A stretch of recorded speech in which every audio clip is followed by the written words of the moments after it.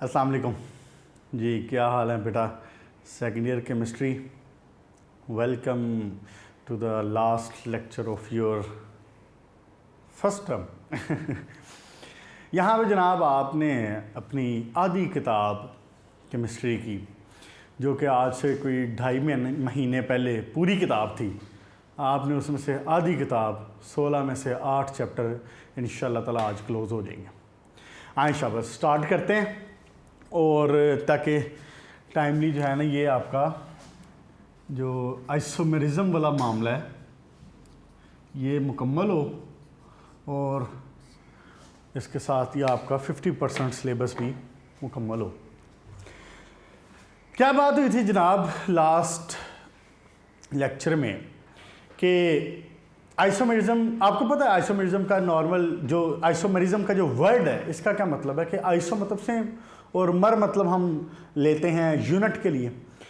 तो लेकिन organic chemistry में जब हम इसकी क्या उसको कहते हैं, वो जो एक्चुअल फ्रेजल वर्ड इसका मतलब जो लेते हैं हम, वो ये लेते हैं कि when molecular formula is same, किसी भी दो कंपाउंड्स की बात करें ना, कोई भी 2-4 कंपाउंड्स की बात करें कि molecular formula same, molecular formula same,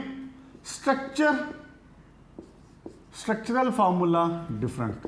short में लिख दिया, याद रहे। ठीक हो गया जनाब? इसका मतलब क्या है? मतलब ये कि लेट्स से एक आपके सामने कंपाउंड लिख रहा हूँ, CH3 CH2 CH2 CH3, एक ये लिख रहा हूँ और एक लिख रहा हूँ जनाब अली CH3 CH3 CH3। ले जी, देखें जरा इनका मॉलिक्यूलर फार्मूला क्या बनता है, कितने कार्बन है? 1 2 3 4 कार्बन, 3 और 3 6 हाइड्रोजन, 6 और 4 10, यानी टोटल कितना हो गया? C4H10। ऐसे ही जनाब दूसरी तरफ आए, 1 2 3 4 कार्बन, C4 3 और 3 6, 6 और 3 9, 9 और 1 10, C4H10 लेकिन स्ट्रक्चर में डिफरेंट है। In organic chemistry structure molecule का इंतहाई इंपॉर्टेंट है। यही मसला है जिसकी वजह से हम आइसोमेरिज्म को पढ़ते हैं। ऑर्गेनिक केमिस्ट्री में इसका स्ट्रक्चर किसी मॉलिक्यूल का इंतहाई इंपॉर्टेंट है। स्ट्रक्चर के लिहाज से प्रॉपर्टीज बदल जाती हैं। आपको याद है, अब तो वैसे कम हो गया थोड़ा सा, एक वो ग्लूकोज का डब्बा होता है जिसको हम कहते हैं डी ग्लूकोज, जिसको आप, जो इनका कमर्शियल नेम है वो ग्लैक्सोज डी के नाम से, ये डेक्स्ट्रो ग्लूकोज। इसी तरह एक लीवो ग्लूकोज होता है, हम वो इस्तेमाल नहीं कर सकते ह्यूमन बीइंग के लिए, हमने वो नहीं इस्तेमाल करते। डेक्स्ट्रो ग्लूकोज हमें एनर्जी प्रोवाइड करता है, ये इस्तेमाल किया जाता है। सिर्फ फ़र्क क्या होता है? सिर्फ इसकी जो रोटेशन का फ़र्क है।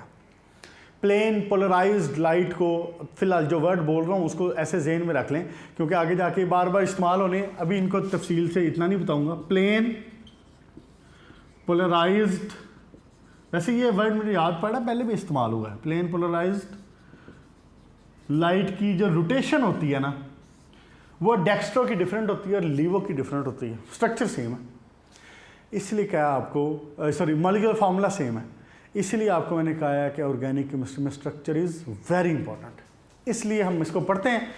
कल हमने बात कर ली थी जनाब के आइसोमेरिज्म के ओवरऑल 2 टाइप्स हैं। क्या क्या? एक है स्ट्रक्चरल आइसोमेरिज्म और दूसरा है जियोमेट्रिकल आइसोमेरिज्म। स्ट्रक्चरल आइसोमेरिज्म में आगे से 5 टॉपिक्स थे, 5 हेडिंग्स थी, इंतहाई आसान सी, एक एक वर्ड में मैं साथ साथ लिखता जाता हूँ, साथ एग्जाम्पल बना के एक्सप्लेन करता जाऊँगा, फ़ौरन से वो हो जाएगा मामला। सबसे पहले है जनाब चेन आइसोमेरिज्म। चेन आइसोमेरिज्म, अब मिसाल के तौर पे एक, अभी जैसे मैंने ये लिखा था, एक लिखूं CH3 CH2, आपने नोटिस करना ज़रा कि मैं तब्दीली क्या कर रहा हूँ। CH3 कितने हो गए? 5। ओके जी, एक मैं ये लिख रहा हूँ CH2 CH CH3 CH3, एक ये लिख दिया। अच्छा अगला देखें ज़रा आप, CH2 सॉरी ऐसे नहीं, यहाँ आएगा CH3 CH3 CH3। देखें जी क्या फ़र्क है इसमें। सारे कार्बन जो है टर्मिनल कार्बन है उनके ऊपर 3 हाइड्रोजन है, दरमियान वाले कार्बन के ऊपर 2-2 हाइड्रोजन है। इसमें एक कार्बन किसी भी एक, चाहे वो ये होता चाहे ये होता, बात एक ही है। एक कार्बन के साथ एक हाइड्रोजन निकल गया और उसकी जगह आके मिथाइल ग्रुप लग गया। अभी यही एग्जांपल हमने पीछे डिस्कस किया ना। अच्छा अगला सिनेरियो देखिए क्या हो सकता है। ये भी हो सकता है कि इस हाइड्रोजन को भी निकाल दूं, इस हाइड्रोजन को भी निकाल दूं और इस CH3 को यहां पुट कर दूं।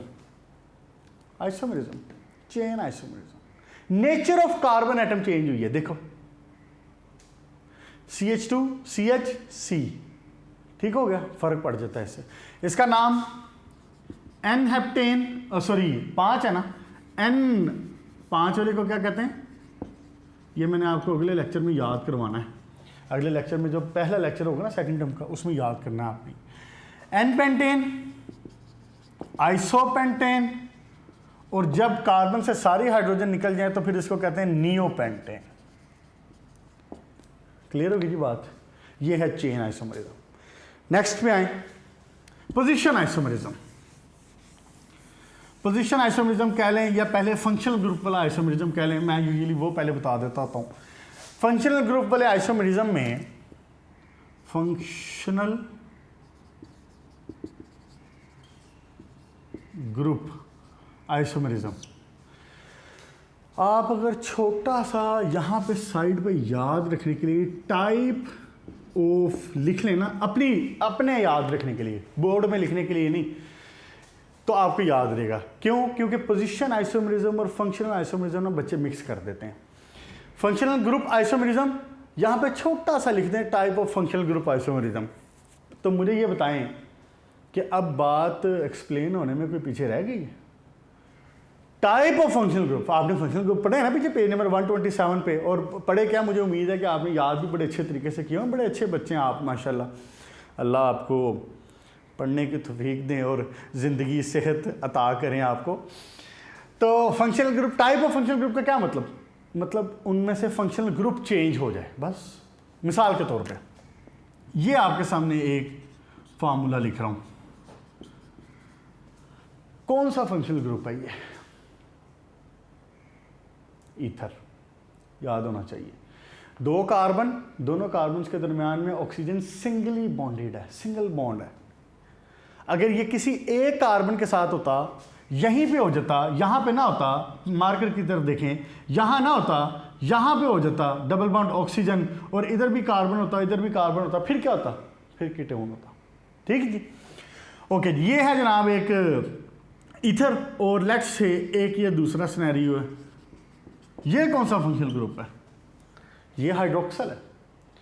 आप इनके मॉलिक्यूलर फार्मूला निकालें तो इसका भी C2H6O बनता है और इसका भी C2H6O बनता है। देखें ना, बात आ गई ना, वही मॉलिक्यूलर फार्मूला सेम लेकिन फंक्शनल ग्रुप डिफरेंट है, स्ट्रक्चर डिफरेंट है उसका। इससे हमें फिर पता चलता है कि जी ये फंक्शनल ग्रुप आइसोमरिज्म है। इस तरह की सारी चीज़ें इसमें फॉल करेंगी। एक एक एग्जाम्पल याद करते जाएं जो बुक में लिखी है, बस एक्स्ट्रा जाने की जरूरत नहीं फिलहाल। यहाँ पे छोटा सा टाइप मैंने इसीलिए लिखवा दिया कि आपको याद रहेगा कि जी type of isomerism, sorry type of functional group change होनी है। क्यों? अब अगले में क्या होने लगा है, अगले में मैं सेम फंक्शनल ग्रुप की पोजीशन चेंज करने लगा। Functional group will be same, लेकिन उसमें क्या होगा, उसकी मैं पोजीशन चेंज कर दूंगा। देखें जरा, पोजीशन आइसोमरिज्म देखें, let's say CH3 CH2 CH2 Cl। यहां पे फंक्शनल ग्रुप कौन है? क्लोरीन है। यहां पे फंक्शनल ग्रुप कौन है? क्लोरीन है। क्लोरीन कहां पे लगा हुआ है? क्लोरीन लगा हुआ है टर्मिनल कार्बन पे। टर्मिनल कार्बन कौन सा होता है? टर्मिनल कार्बन होता है जहां पे चेन खत्म हो रही हो, टर्मिनेशन, टर्मिनेटर मूवी भी देखी आप, खत्म करने वाला। टर्मिनल कार्बन, लास्ट वाला कार्बन, एंड वाला कार्बन। तो यहां पे इधर लगा हुआ है। अच्छा, सिनेरियो डिफरेंट करता हूं जरा। CH Cl CH3 क्या चेंज किया? Position of same functional group change की। क्लियर? कंफ्यूज नहीं करना, फंक्शनल ग्रुप आइसोमेरिज्म और position of functional group isomerism में कंफ्यूज नहीं करना। पोजीशन फंक्शनल ग्रुप में क्या हो रहा है, सॉरी पोजीशन आइसोमेरिज्म के क्या हो रहा है, पोजीशन चेंज हो रही है of the same functional group, और फंक्शनल ग्रुप में क्या हो रहा है, टाइप ऑफ फंक्शनल ग्रुप भी चेंज हो रहा है, यानी कि फंक्शनल ग्रुप ही डिफरेंट है। ओके जी, अच्छा ये बात मैंने बनाई है क्लोरीन के लिए। अगर मैं यहां पे डबल बॉन्ड लगा दूं तो कोई इतराज है? 1 2 3 4, 1 2 3 4, बॉन्ड जरूर पूरे करने हैं, बॉन्ड जरूर पूरे करने हैं। दोबारा कह रहा हूं, बॉन्ड जरूर पूरे करने हैं, नहीं तो माफ़ी नहीं मिलनी।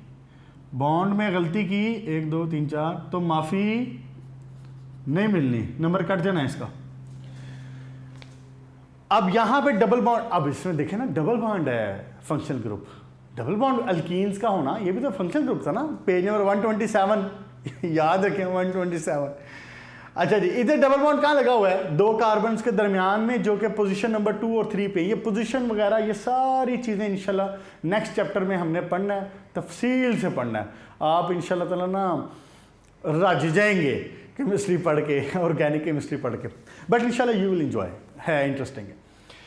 2 कार्बन के दरमियान डबल बॉन्ड लगा हुआ है जो कि पोजीशन नंबर 2 और 3 पे हैं, और इसमें कहाँ है? 1 और 2 पे हैं। सेम फंक्शनल ग्रुप, डिफरेंट क्या है? पोजीशन। क्लियर जी? Next time metamerism. मेटामरिज्म में क्या होना जनाब अली, अगर आपका जो फंक्शनल ग्रुप है, अगर आपका फंक्शनल ग्रुप आपकी चेन को बैलेंस या अनबैलेंस कर रहा हो, मेटामरिज्म। देखें जी मिसाल के तौर पर CH3O CH2 CH2 CH3 एक सिनेरियो है। नेक्स्ट देखें जरा, CH3 CH2 oxygen CH2 CH3 क्या किया? कार्बन कितने? फार्मूला बनाया जरा, मॉलिक्यूलर फार्मूला, जल्दी जल्दी जल्दी। कितने कार्बन है? 4 कार्बन, इसके 4 कार्बन और कितने हो गए? 10 हाइड्रोजन, 10। इसका फार्मूला क्या बन जाएगा? C4H10O। इसका क्या है? इसका भी तो वही है। डिफरेंस क्या है? डिफरेंस है ऑक्सीजन के पोजीशन में कि वो कहां पे आके लगा हुआ है। अब पोजीशन आइसोमेरिज्म की बात नहीं हो रही, इसकी वजह से, अगली बात गौर से सुने जरा, इसकी वजह से हो क्या है, गौर करो, इसकी वजह से चेन अनबैलेंस हो रही है। इधर 1 कार्बन आ रहा है, इधर 3 कार्बन आ रहे हैं, इधर 2 कार्बन आ रहे हैं, इधर दोनों तरफ 2 कार्बन आ रहे हैं। ऐसे ही है ना जनाब। इसका नाम हो जाता है प्रोपाइल मिथाइल ईथर। पढ़ेंगे आप ये नाम, नेमिंग वगैरह सारा कुछ, फिलहाल जितना बता रहा हूं वो ज़हन में रखें। प्रोपाइल मिथाइल ईथर क्यों कहा है कि 3 कार्बन है, तो 3 कार्बन के हम कहते हैं प्रोप वर्ड यूज करते हैं। तो प्रोपाइल मिथाइल ईथर, इसको LMNOP, सॉरी इसको मिथाइल प्रोपाइल लिखेंगे क्योंकि ना अल्फाबेटिकली लिखते हैं। मैंने गलती की, मैं समझा P पहले आता है, मैंने P के लिहाज से पहले लिख दिया था। यह बन जाएगा मिथाइल प्रोपाइल, ऐसे बनता है ना LMNOP, तो M पहले आता है, अल्फाबेटिकली लिखा जाता है, मिथाइल प्रोपाइल ईथर। अब इसका नाम क्या है? इसको कहते हैं इथाइल। 2 कार्बन वाले को क्या कहते हैं? इथाइल। तो इथाइल हैं कितने? 2, डाई इथाइल ईथर। क्लियर होगी जी बात? क्या? फंक्शनल ग्रुप की पोजीशन की वजह से चेन इज बिकमिंग अनबैलेंस्ड, या तो वो बैलेंस हो रही है या वो बैलेंस उसका खराब हो रहा है। क्लियर जी? अच्छा जी, पेज नंबर 132 पे ये सारी बातें हो रही हैं। ओके जी, नेक्स्ट टाइम जनाब, methyl propyl ether. Unequal distribution हो रही कार्बन की, अनइक्वल। इधर डिस्ट्रीब्यूशन कितनी है कार्बन की? 3, इधर क्या है? 1, और इस सिनेरियो में क्या है? दोनों तरफ 2-2, अनइक्वल डिस्ट्रीब्यूशन। नेक्स्ट देखिए जनाब, टॉटोमरिज्म। ये सारे छोटे छोटे हैं। मेटामरिज्म ज्यादा आया हुआ बोर्ड में, और टॉटोमरिज्म आया हुआ है।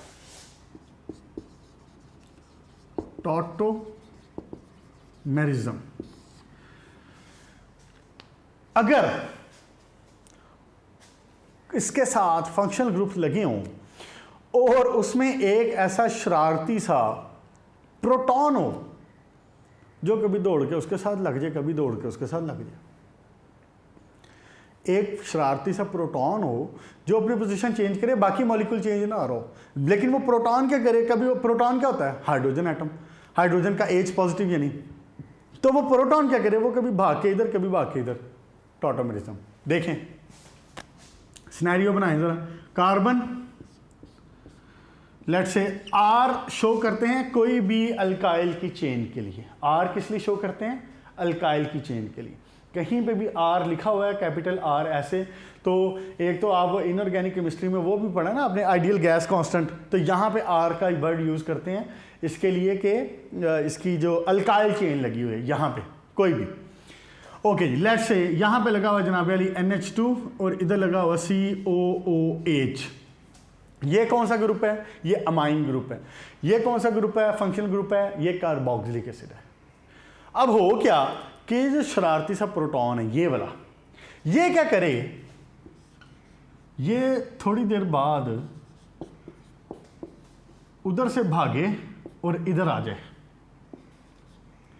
मैंने ना बुक पे आपको करेक्शन भी करवानी, मेरा ख्याल है बुक पे ये पॉजिटिव नहीं लिखा हुआ, और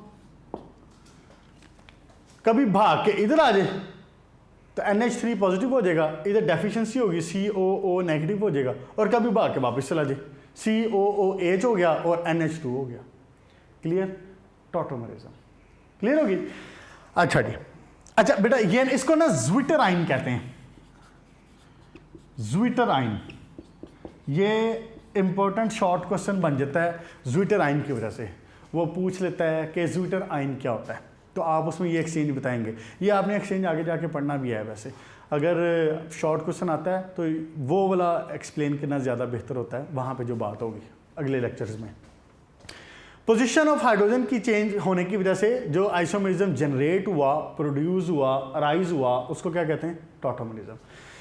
अच्छा एक दो मिस्टेक्स थी छोटी सी, हाँ जी, मेरे पास बच्चों NH3 पॉजिटिव नहीं लिखा हुआ, तो अगर आपके पास भी नहीं लिखा हुआ तो इसको लिख लें, NH3 पॉजिटिव आना है।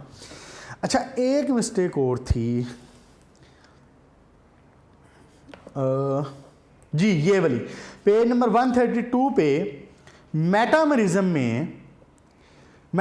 में मैं बोर्ड पे आपको लिख के बता देता हूँ ताकि आपको पता चल जाए कि कहाँ पे मिस्टेक है। मेटामेरिज्म में पेज नंबर 132 पे CH3 CH2 oxygen CH2 CH3 ये लिखा हुआ है, नजर आया मेटामेरिज्म की हेडिंग में, ये जो एक स्ट्रक्चर बना हुआ है, और उसने इसका नाम लिखा हुआ है डायमिथाइल ईथर, मेरे पास तो लिखा हुआ है डायमिथाइल, ये डायमिथाइल ईथर नहीं है, ये डायइथाइल ईथर है, डायइथाइल ईथर। आप जब उसकी नोमेनक्लेचर पूरा पढ़ेंगे ना तो फिर आपको पता चल जाएगा कि जो 2 कार्बन वाला होता है उसको हम नाम देते हैं एथ, तो ये डायइथाइल ईथर है। जो सिंगल कार्बन होता है उसको कहते हैं मेथ, वो होता है डायमिथाइल ईथर। तो यहाँ पे चूंकि 2 कार्बन है, एक ये इथाइल बन गया और एक ये इथाइल बन गया, तो उसने गलती से यहाँ पे M जो है ना, M यहाँ पे लिख दिया उसने गलती से, तो वो M नहीं आना, डायमिथाइल ईथर है। ये ज़रूर ठीक कर लें, क्योंकि अगर आप बोर्ड में लिखोगे इसका नाम डायमिथाइल ईथर तो वो गलत हो जाएगा, एग्जाम्पल गलत हो जाएगी। लें जी, यहाँ पे मामला हुआ ख़त्म टॉटोमेरिज्म का, और अब आते हैं सिस ट्रांस आइसोमेरिज्म पे। Cis trans isomerism basically arise क्यों होता है? सिस ट्रांस आइसोमेरिज्म बेटा मामला एक्चुअली ये बनता है कि देखें ज़रा, गौर फरमाएं, आपने ना इधर गौर फरमाना ज़रा कि मैं करने क्या लगाऊं। ये इधर आ गया, ये इस पे आ गया, ये सिनेरियो बन गया, इधर से जनाब ये इधर आया। मैंने आपको बताया ना कि केमिस्ट्री में, ऑर्गेनिक केमिस्ट्री में स्ट्रक्चर इज़ वेरी इंपॉर्टेंट। देखें ज़रा, गौर करें, ऐसे आते हैं करीब शेप। वाइट वाले हैं हाइड्रोजन, ब्लैक वाले हैं 2 कार्बन, 2 कार्बन के साथ 3 हाइड्रोजन इधर लगे हैं, 3 हाइड्रोजन इधर लगे हुए हैं, सिंगली बॉन्डेड है, सारे के सारे सिंगल बॉन्ड, एक ही स्टिक है ना, सिंगल बॉन्ड है सारे के सारे। क्या अगर मैं चाहूं, गौर करें जरा, मेरी बात ध्यान से सुननी है, कॉन्सेप्ट आ जाए ना सारा इसके अंदर ही। अगर मैं चाहूं कि ये मॉलिक्यूल यूं रोटेट हो, ये देखें नजर आ रहा, मॉलिक्यूल यूं रोटेट हो, तो क्या इसमें कोई हिंड्रेंस है, क्या इसमें कोई मसला है? मैं आराम से रोटेट कर रहा हूं मॉलिक्यूल को, आराम से रोटेट हो रहा मॉलिक्यूल, ऐसे ही ना। ये देखिए single bond, carbon carbon single bond और रोटेशन हो रही, चाहे ये पोजीशन यूं कर ले, चाहे ये पोजीशन यूं कर ले, चाहे ये पोजीशन यूं कर ले, कर सकता है ना। अच्छा, अब अगली बात देखें जनाब, अगर मामला ये हो, गौर करें जरा, आपको जो है ना ऑर्गेनिक केमिस्ट्री का स्वाद आ जाए ना, स्वाद फुल। ये देखें जरा,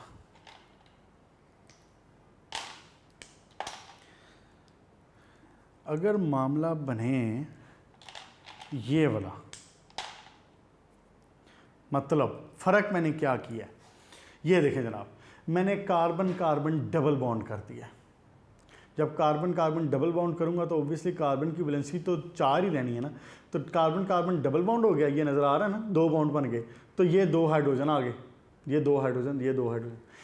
क्या अब मैं यूं चाहूं रोटेट करना, अब गौर करें जरा बात, क्या अब मैं यूं रोटेट करना चाहूं तो क्या रोटेशन हो सकती? अभी आपको मैंने सिंगल बॉन्ड वाला भी दिखाया, कितनी मजे से रोटेशन हो रही, घूम रहा है, रोटेट कर रहा है, कोई मसला नहीं। क्या अब ये रोटेशन हो सकती? ये लॉजिकली देख लें, अब ये रोटेशन मुमकिन नहीं है। From this point arises new type of isomerism and that is cis trans isomerism, geometrical isomerism. Structure same, structure में कोई मसला नहीं, लेकिन वो चूंकि डबल बॉन्ड आ गया, डबल बॉन्ड आ गया, उसकी वजह से रोटेशन रुक गई। अच्छा, अब रोटेशन तो रुक गई, लेकिन यहां से एक और मामला पैदा होता है। गौर करें जरा, बात ध्यान इधर रखना, फुल बटा फुल देखें, ये देखें जनाब, ध्यान जो है ना वो फुल इधर रखना। ये देखें क्या किया है मैंने, अभी भी वही है, कार्बन कार्बन डबल बॉन्ड है, 2 वाइट कलर के हाइड्रोजन है। मैंने क्या किया है, मैंने उन 2 जो दूसरे हाइड्रोजन थे उनको रिप्लेस कर दिया, उनको मैंने रिप्लेस कर दिया। अब मिसाल के तौर पे इसको कोई भी फंक्शनल ग्रुप समझ लें, क्लोरीन ब्रोमीन समझ लें, कुछ भी समझ लें, कुछ भी लगाओ। यहां पे जनाब अली ये ग्रीन वाले चेंज हो गए। अब मामला ये होता है कि अगर ये डबल बॉन्ड ना होता, ये होता यूं करके सिंगल बॉन्ड, यूं करके सिंगल बॉन्ड होता, तो ये रोटेशन होती रहती, कोई मसला ना होता। लेकिन चूंकि आ गया डबल बॉन्ड, तो ये रोटेशन तो अब मुमकिन नहीं है, ये रोटेशन तो मुमकिन नहीं रही ना, पूरा घूम तो नहीं सकता मॉलिक्यूल, रोटेशन तो मुमकिन नहीं रही। अब अगली बात सुने, इसके ग्रुप के, फंक्शनल ग्रुप के यहां होने और यहां होने, यानी ओपोजिट होने साइड, ओपोजिट होने पे, डबल बॉन्ड के अगेंस्ट ओपोजिट साइड पे होने, इसको कहते हैं ट्रांस आइसोमरिज्म, इसको कहते हैं ट्रांस स्ट्रक्चर। इसका ये इसका क्या है, ट्रांस। हमें पढ़ना क्यों पड़ रहा है ये इसलिए पढ़ना पड़ रहा है कि अगर ये दोनों भाई साहब सेम साइड पे हों तो दे एग्जिबिट डिफरेंट प्रॉपर्टीज, और अगर ये ऑपोजिट साइड पे हो, जैसा कि मैंने पहले यहां पे ये लगाया था यूं नीचे की तरफ, तो दे एग्जिबिट डिफरेंट प्रॉपर्टीज। यहां से राइज होता है डबल बॉन्ड के लिए special phenomena and that is cis trans isomerism. अब दोनों फंक्शनल ग्रुप, ये वाइट वाला हाइड्रोजन है, इसको कंसीडर करना है, जो आइडेंटिकल, जो अलग लगे हुए हैं फंक्शनल ग्रुप, अगर ये दोनों हों सेम साइड पे तो दिस इज सिस, और अगर ये हों दोनों ऑपोजिट साइड पे यूं ऐसे हों तो now it is trans.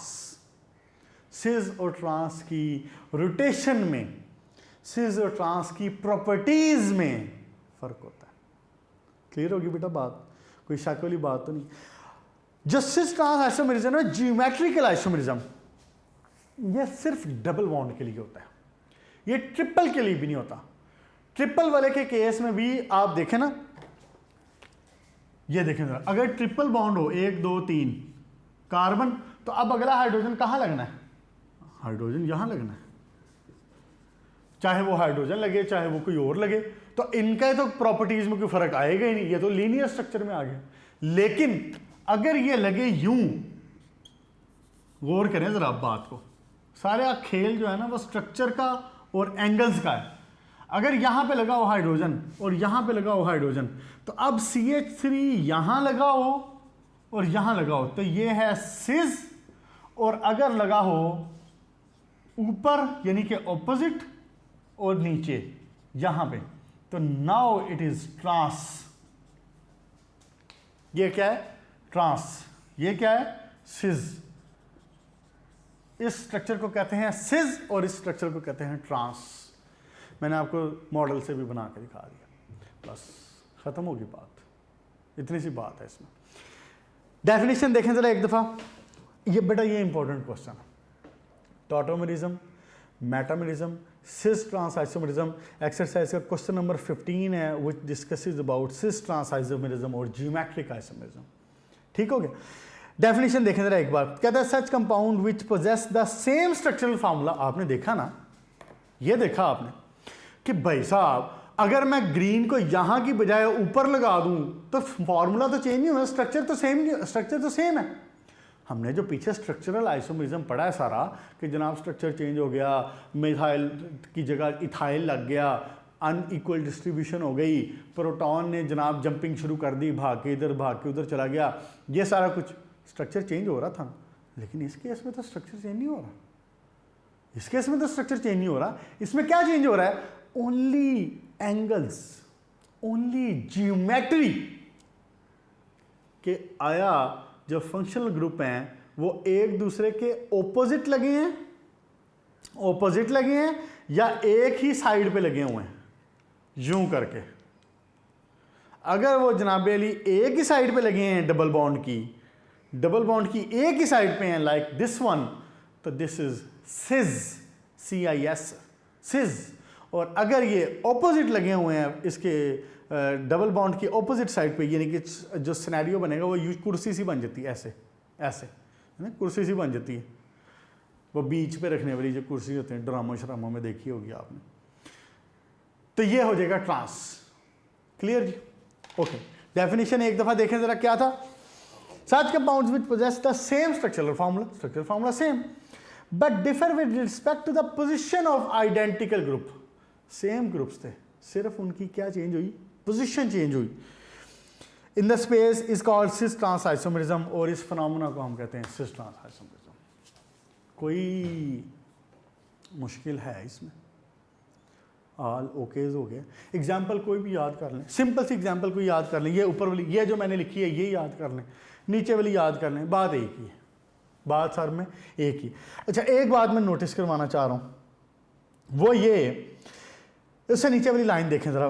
The necessary and sufficient condition for a compound to exhibit geometric isomerism is that two groups attached to the same carbon atom must be different. ये मैं explain करना चाह रहा हूँ एक्चुअली। इसका मतलब क्या है? इस कार्बन के साथ दो ग्रुप लगे हैं ना, एक ये और एक ये। इस कार्बन के साथ कितने लगे हैं? एक ये और एक ये। These two groups should be different. Otherwise, geometric isomerism will not arise. Geometric isomerism will not have any importance. वहां पे geometric isomerism नहीं होगा। क्या कहा है मैंने? दोबारा सुन लें। ये जो ग्रुप्स है ना, ये यहां पे और यहां पे, यानी ये दोनों हाइड्रोजन ना हो या ये दोनों मिथाइल ना हो, यूं, ये डिफरेंट होने चाहिए, यानी कि ये C2H5 बन जाए मिसाल के तौर पर। क्लियर होगी जी बात? अच्छा, एक नीचे जरा डायग्राम देखें, जहां पे उसने क्लोरीन और ब्रोमीन लगाए हुए हैं। तो क्लोरीन और ब्रोमीन सिस बनेंगे या ट्रांस बनेंगे? बताएं ना ज़रा। मिसाल के तौर पे सिनेरियो बने ये वाला ClBr। अब क्या करें, ये सिस आइसोमरिज्म है। क्यों? क्योंकि ये दोनों हैलोजन है, ये भी हैलोजन है और ये भी हैलोजन है। ये डिफरेंट हो गया ना बीच में, ये डिफरेंट हो गया ना बीच में, तो ये क्या हो गया, सिस आइसोमरिज्म। क्लियर होगी जी बात। जो सेम फंक्शनल ग्रुप के हैं आपने उनको नोटिस करना है। क्लियर? हैलोजन। अब ये दोनों हैलोजन, ये फंक्शनल ग्रुप, ये भी हैलोजन है, ये भी हैलोजन है, दोनों एक साइड पे ना, ये सिस हो गया। अगर ये यहां पे होता, अगर ये यहां पे होता, तो अब मैं इसको क्या कहता, अब मैं इसको ट्रांस कहता। क्लियर जी बेटा बात? ओके जी, बस बाकी और कोई ख़ास बात नहीं है इसमें। एक्सरसाइज मैंने सारे के सारी साथ साथ डिस्कस कर दी, सारी की सारी एक्सरसाइज साथ साथ मैंने आपको मार्क करवा दी हैं, और हैं भी सारे के सारे एक्सरसाइज के इस काइंड ऑफ यानी लॉन्ग क्वेश्चन ही है, शॉर्ट क्वेश्चन इसमें नहीं है, सिर्फ वो शॉर्ट वो हैं ट्रू फॉल्स हैं और फिलिंग द ब्लैंक्स वगैरह हैं। बाकी जो लॉन्ग क्वेश्चन आते हैं वो मैंने आपको सारे अलग मार्क करवा दिए हैं। जो शॉर्ट क्वेश्चन होने का चांस है वो भी अंदर चैप्टर के अंदर बात हो चुकी है। अदरवाइज़ आप अपना ये जो है नोट्स उसको मुकम्मल तौर पे याद करें, उसके जो शॉर्ट क्वेश्चन हैं वो सारे के सारे याद करें। उन नोट्स को बनाने का बेसिकली मकसद ही ये है कि हमने जो शॉर्ट क्वेश्चन जितने चैप्टर में बन सकते हैं उनको वहाँ से निकाला है और निकाल के एक जगह पे लिख दिया। आपको ये फ़ायदा हो जाता है कि पूरे चैप्टर के अलग अलग शॉर्ट क्वेश्चन मार्क नहीं करने पड़ते, ढूंढने नहीं पड़ते, वो आपको आराम से नोट्स में मिल जाते हैं। क्लियर होगी जी बात? मुबारक हो बच्चों, आपने एक बहुत बड़ा मार्क का सर कर लिया है। आपने सेकेंड ईयर केमिस्ट्री के 8 चैप्टर पढ़ लिए हैं और मैं आपको मुबारकबाद देता हूँ और इस बात पे शुक्रिया अदा करता हूँ कि आपने इतना लंबा अरसा जो है ये साथ दिया। और ऑब्वियसली श्योरली हमें पता है कि यानी हालात, क्लासरूम्स, सारी चीज़ें डिस्टर्ब थी और इसके बावजूद भी बहुत सारे बच्चे, कुछ बच्चे ऐसे हैं जो ज़रा कॉलेज आ जाएं तो फिर उनकी क्लास होनी है, जिन्होंने लापरवाही की है टेस्ट देने में, याद करने में। ख़बरें मिलती रहती हैं, पता चलता रहता है, आपके दोस्तों से, आपसे, आपके कैंपस से ख़बरें मिलती जाती हैं कि बच्चों का क्या रिस्पांस आ रहा है और बच्चे कितना को पढ़ रहे हैं। तो इसलिए आप हजरात जब अल्लाह खैर रखे कॉलेज तशरीफ़ लाएं तो फिर इस बारे में भी क्लास हो जाएगी जिन बच्चों ने नहीं किया। लेकिन मोस्टली बच्चों ने अल्हम्दुलिल्लाह किया इसको। और कम से कम अगर मिसाल के तौर पे आपको 100% समझ नहीं भी आई होगी तो बेटा जिन्होंने घर बैठ के पढ़ा है 50% तो आई होगी। 60-70% बच्चे उससे क्या उसको कहते हैं, उसकी अपनी कैपेबिलिटी के लिहाज से वेरी भी करता है। किसी ने 50% एब्जॉर्ब किया होगा, किसी ने 70% किया होगा, किसी ने 80% किया होगा। आप में से माशाल्लाह बच्चे ऐसे भी हैं जिन्होंने पूरे के पूरे टेस्टों में पूरे नंबर भी लिए हैं, क्वेश्चनिंग भी की है और हमें पता भी चल जाता है कि हाँ ये बच्चा इंटरेस्ट भी ले रहा है और पूछ भी रहा है। समझ आई ना? अगर आपने नकल करके लिखा हो तो भी पता चल जाता है। तो इसलिए जिन बच्चों ने पूरे नंबर लिए हैं और उन्होंने वाकई अपनी मेहनत से लिए हुए हैं तो बड़ी अच्छी बात है और उन्होंने अपना ही फ़ायदा किया बेसिकली। तो आप लोग अब अल्लाह ताला खैर रखें, यहाँ पे इसको मुकम्मल करें। एक दफ़ा अगर एक जल्दी से रिव्यू दे दूँ पूरे चैप्टर का, 5 मिनट हुए हैं, चलें पूरे चैप्टर का क्या यानी जनरल से बात कर लेते हैं कि शुरू में आपने कार्बन की जो पेक्युलर प्रॉपर्टीज़ हैं वो पढ़ी, जिसकी वजह से हाइड्रोकार्बन्स जनरेट होते हैं, जिसकी वजह से हाइड्रोकार्बन्स को हम सेपरेटली पढ़ते हैं, उनकी स्पेशल करेक्टरिस्टिक्स क्या हैं। फिर हमने जनाब अली पढ़ा कि उसके नेचुरल सोर्सेज क्या हैं। फिर हमने देखा कि रिफॉर्मिंग क्या है। फिर हमने उसकी वो जो क्या नाम है उसका क्रैकिंग देखी, क्रैकिंग और फिर रिफॉर्मिंग। उसके बाद हम आगे उसके स्ट्रक्चर्स के ऊपर कि क्लासिफिकेशन कैसे की जाती है उसकी। क्लासिफिकेशंस के बाद हमने फिर जो one of the most important बात है फंक्शनल ग्रुप वाला पेज नंबर 127 याद कर लें, पेज नंबर 127। उसके बाद जनाब अली आपने हाइब्रिडाइजेशन पढ़ ली, sp3, sp2, sp। अब जैसे ये देखें ये कौन सी हाइब्रिडाइजेशन है, ये sp2 हाइब्रिडाइजेशन। उसके बाद जनाब फिर आपने शुरू कर लिया आइसोमरिज्म, और आइसोमरिज्म में आपने देखा स्ट्रक्चरल आइसोमरिज्म हो सकता है या जियोमेट्रिक हो सकता है। स्ट्रक्चर में 5 टाइप्स हैं, एक एक लाइन की डेफिनेशन है, एक एक लाइन का स्ट्रक्चर है, एग्जाम्पल है, जहन में रख लें जो इजी लगता है। 2 एग्जाम्पल तो दी हुई हैं उसने, एक एग्जाम्पल जो जहन में रहती है इजीली वो रख लें। क्या उसमें हुआ, चेन हो गया जनाब, पोजीशन हो गया, फिर छोटा सा मैंने लिखवाया था type of functional group, actual उसका जो है वो फंक्शनल ग्रुप आइसोमरिज्म। तो याद रखने के लिए कह रहा हूँ कि अगर जहन में रख लोगे तो याद रहेगा कि टाइप ऑफ फंक्शनल ग्रुप क्या है। फिर पोजीशन ऑफ फंक्शनल ग्रुप वाला याद आया।